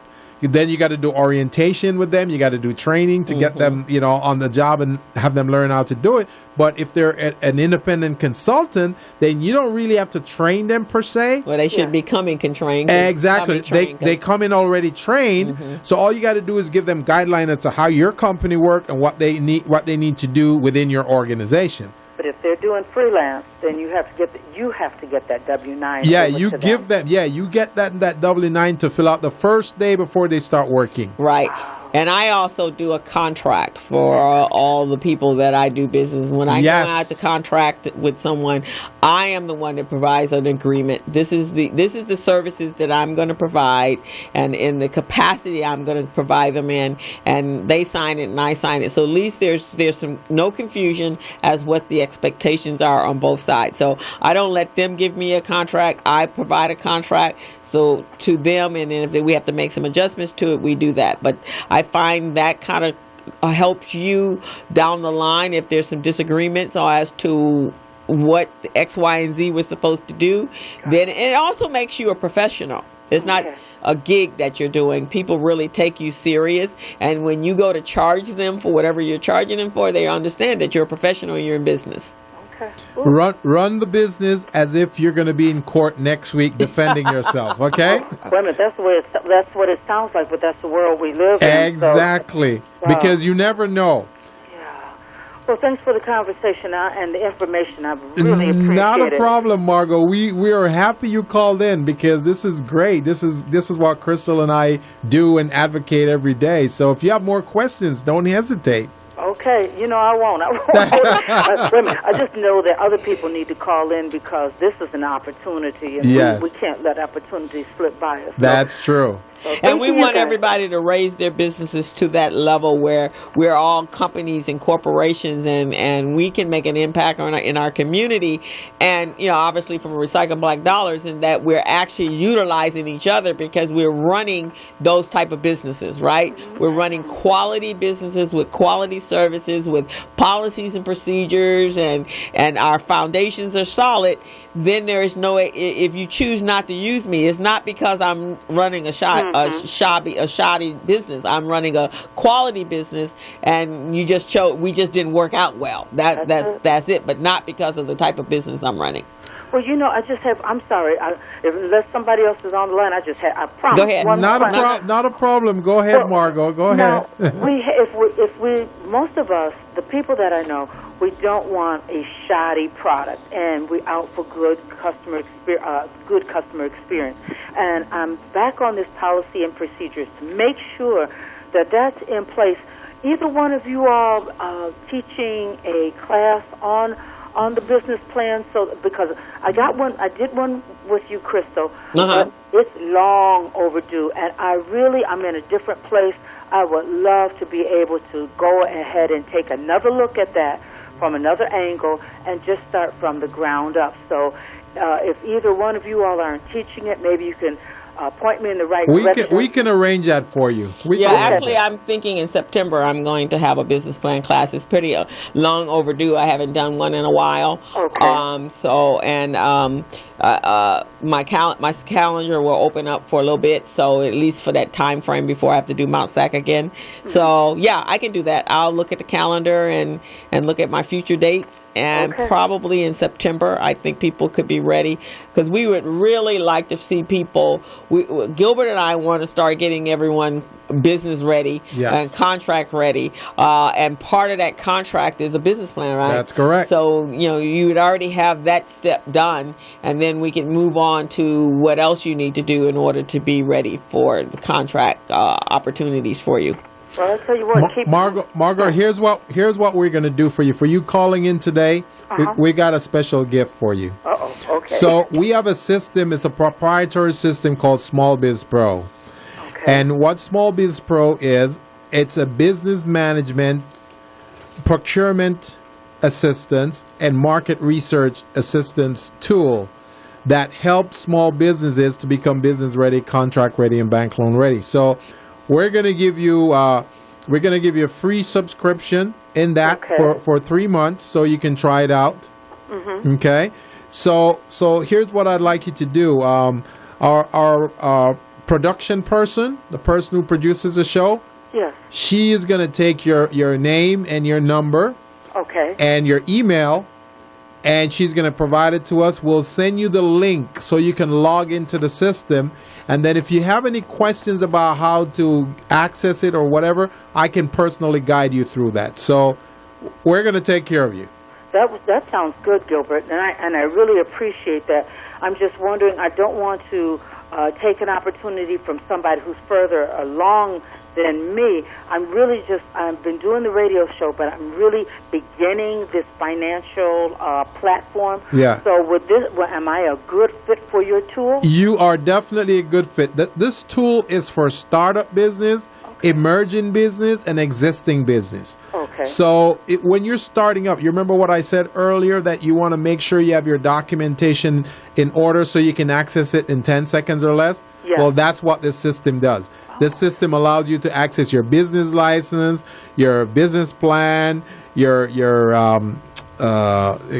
fictitious business name, your financials, anything, your marketing document, right there at your fingertips. Oh yeah, I need that. And aren't you going to the Power Network conference this? Yes, indeed. So you're gonna, according to George, we're gonna all come back with all these multiple lines of streams of income. So you're gonna be really ready when you come back from the conference.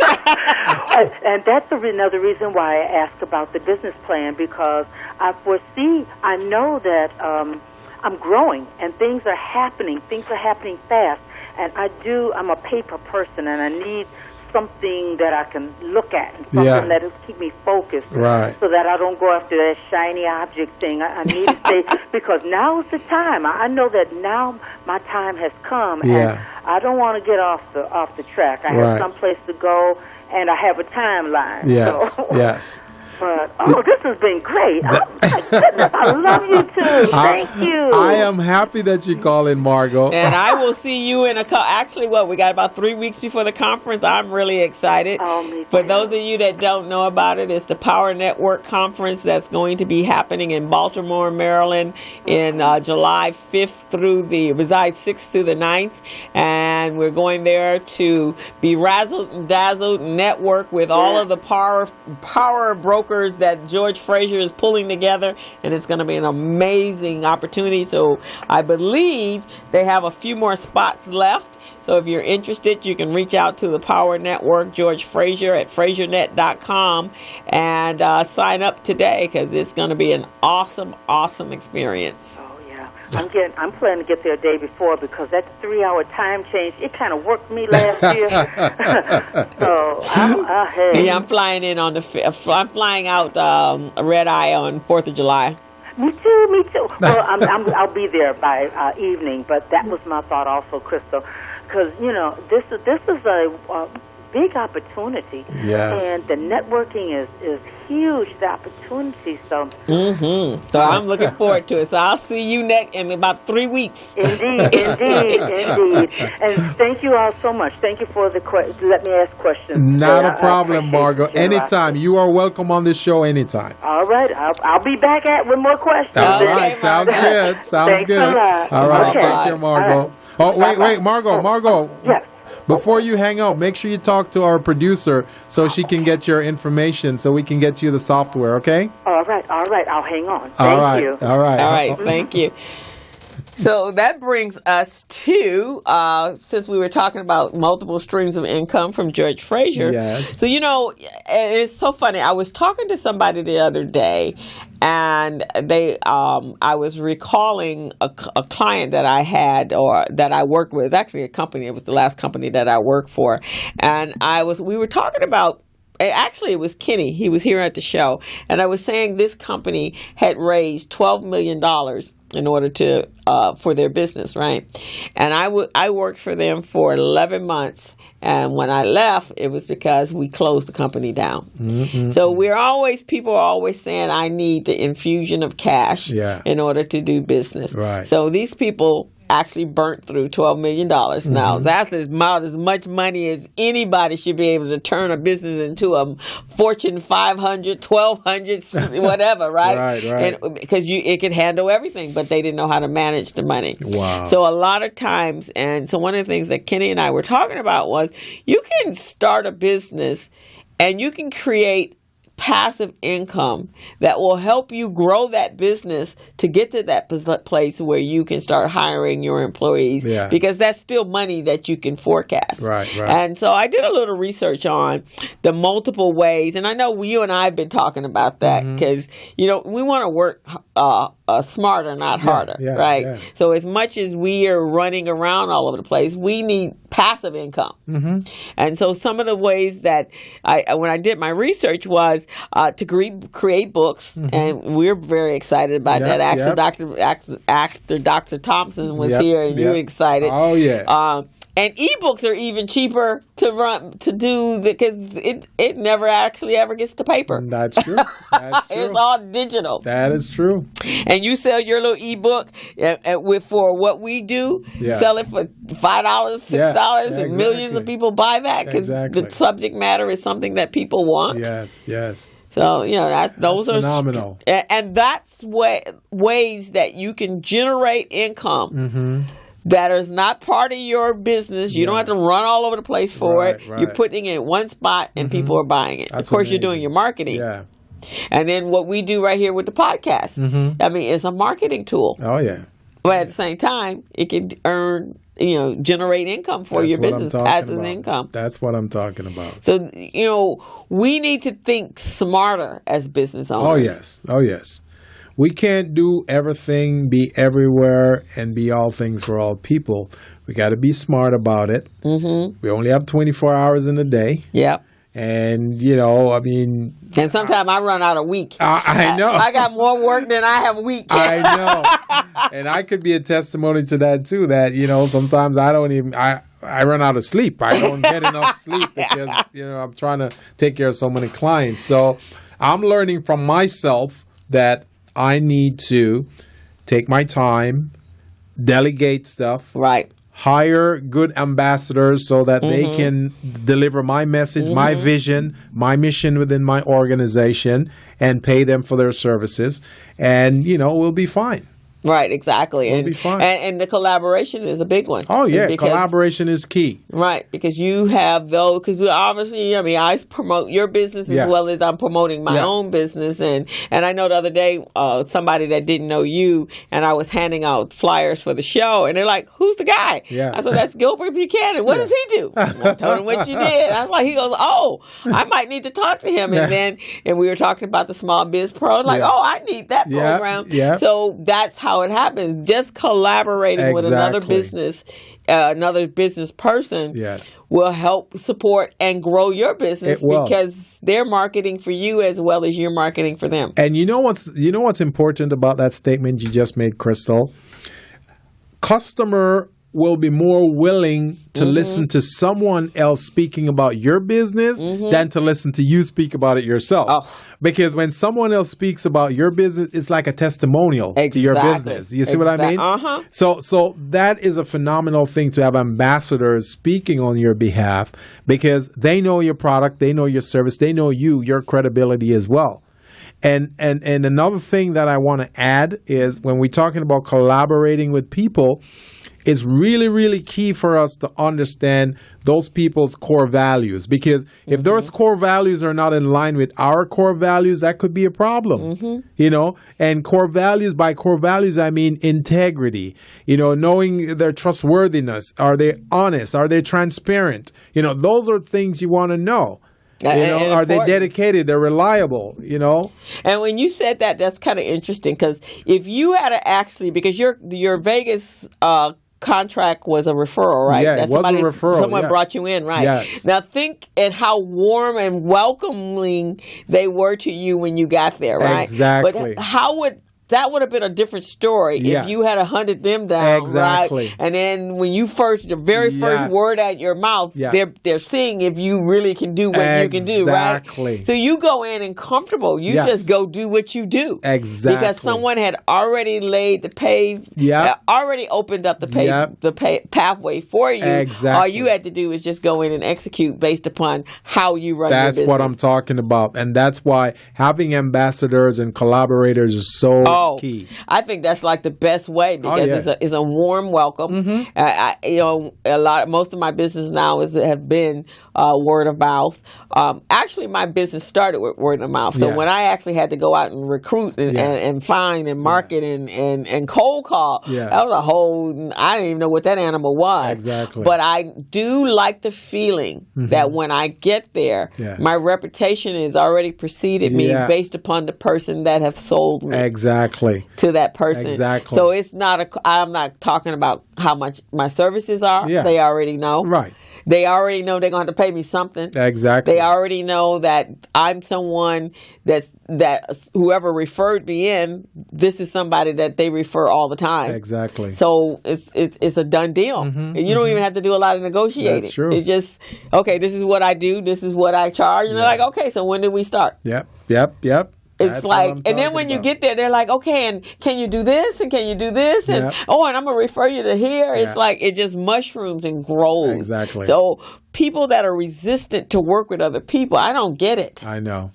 That's usually those things happen because of limited knowledge or, limited exposure to how that process works. Okay. So they'll always be that. But the more they get involved, and that's why when they do networking and they network with good caliber people like yourself, myself, and others, the people we surround ourselves with, then they'll see that. Then they start feeling more comfortable. They start going, wow, why haven't I done this before? Exactly. I heard a comment. I was on a conference call for the Power Network, and so they did a little seminar for us last week. And I was driving back in from Mount Sac, and there was a guy that's actually taking over, or he's going to be the succession for George Frazier's name is Dr. Randall Prickett. He actually won The Apprentice.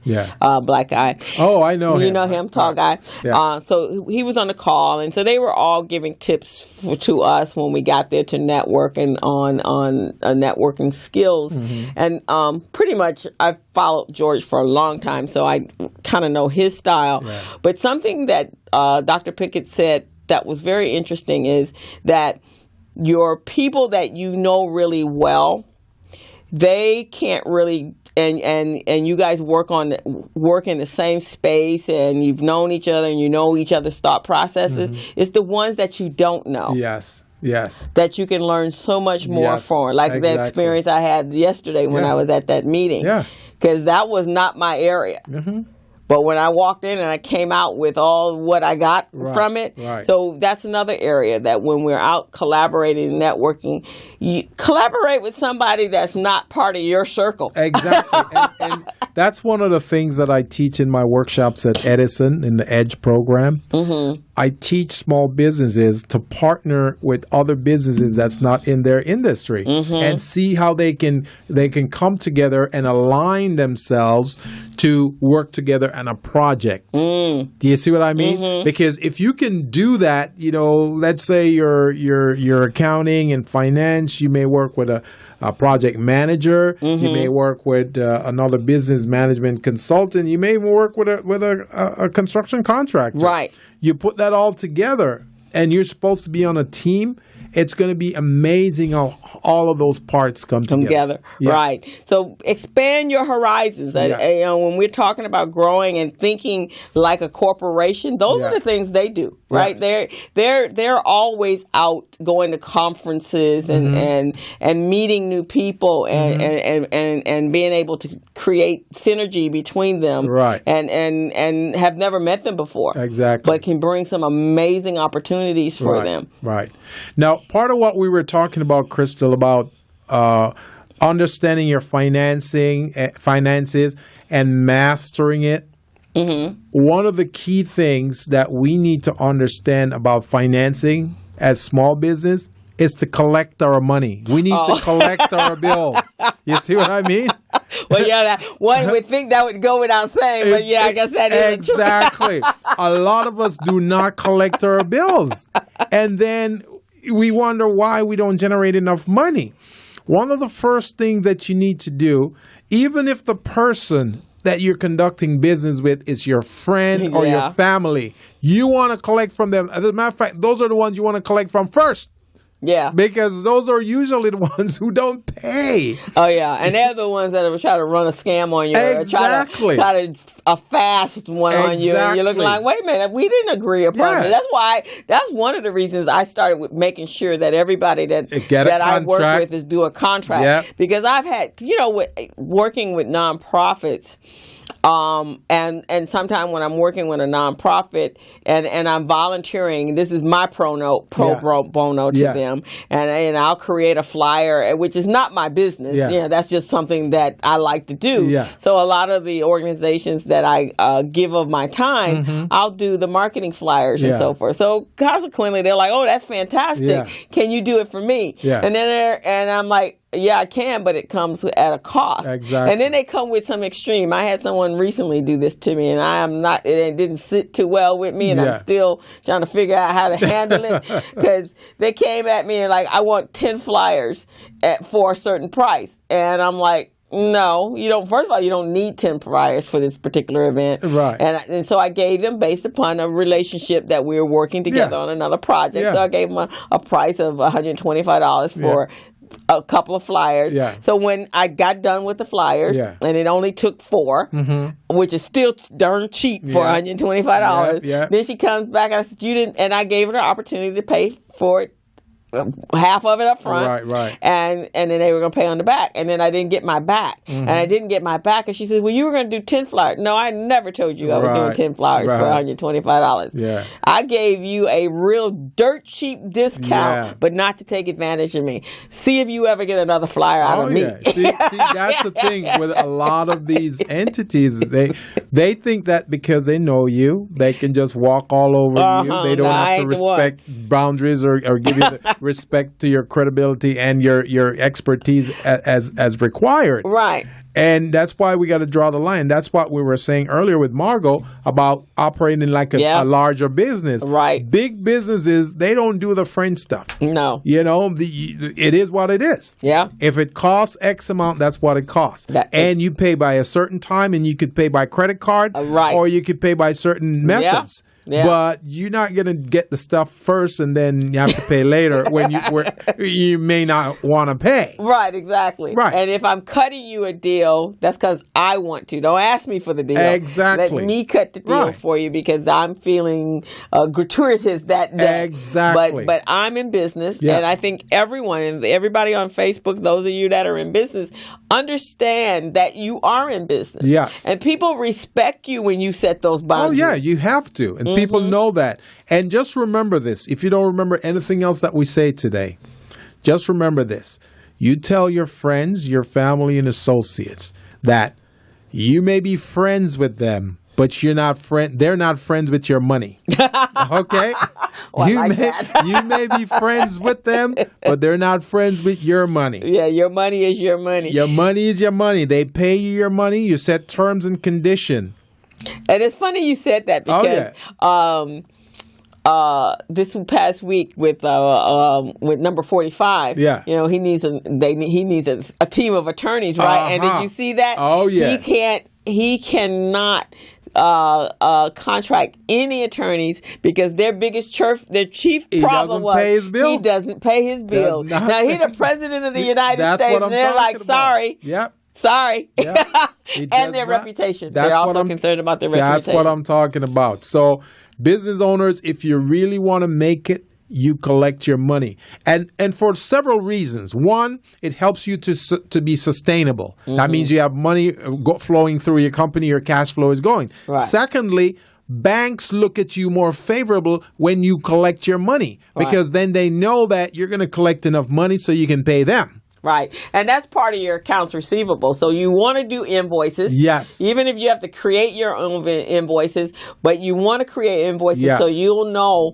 how far out if you have any past due invoices and if you're supposed to be collecting on them. And if you're using gateways like PayPal, as Gilbert just learned his new gateway. So PayPal actually will send you a notification to say do your invoice through PayPal. Yes. And they'll give you if you're 30 days out or 60 days out, and do you want to send a new? So use PayPal if you have yet to set up a accounting system, but invoice somehow or another to make sure. And I think even the Square, if you're invoicing them for something, you can do all of that through that. So there is no excuse nowadays not to get paid. And small businesses, and we keep giving you these pointers.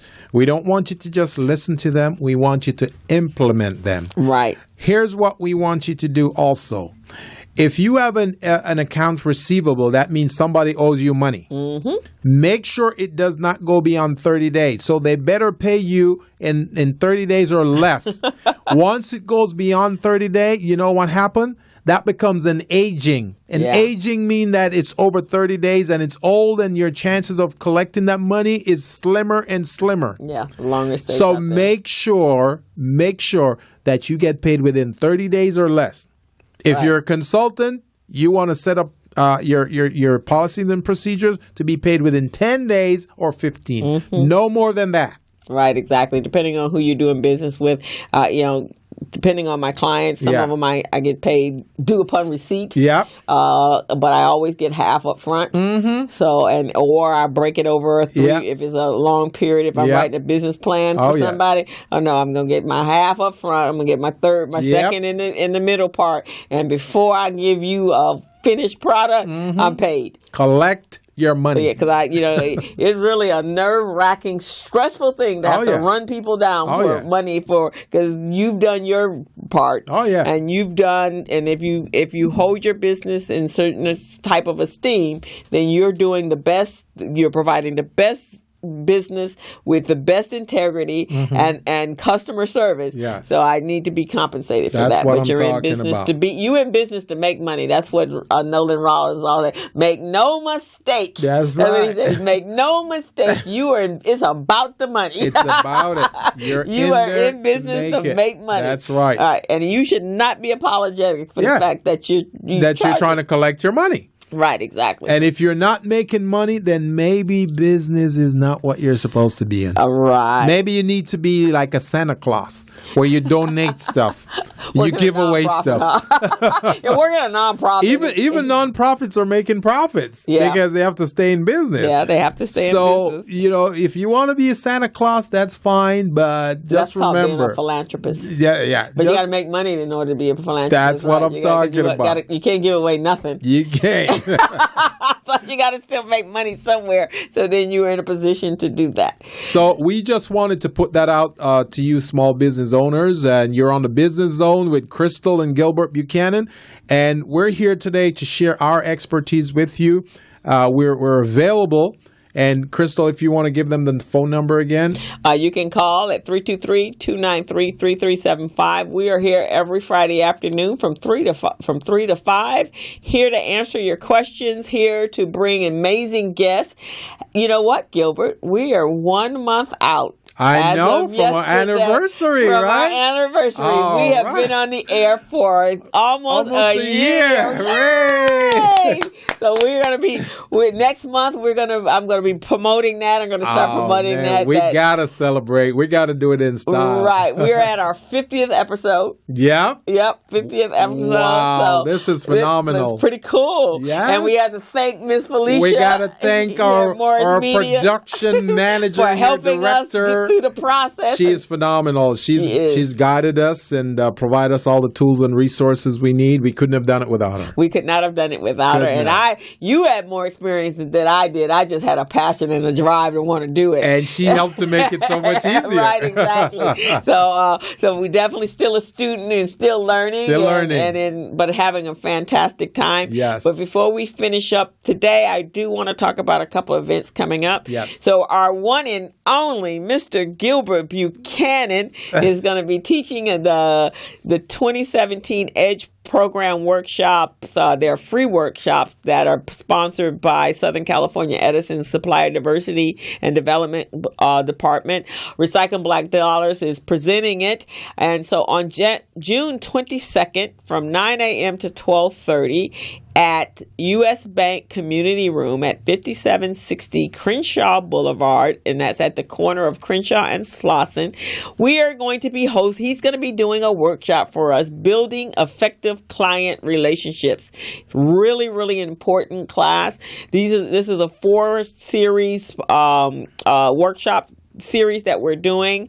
We have 2 in August and then 1 in September, but it's all about networking and creating, managing, and building business relationships.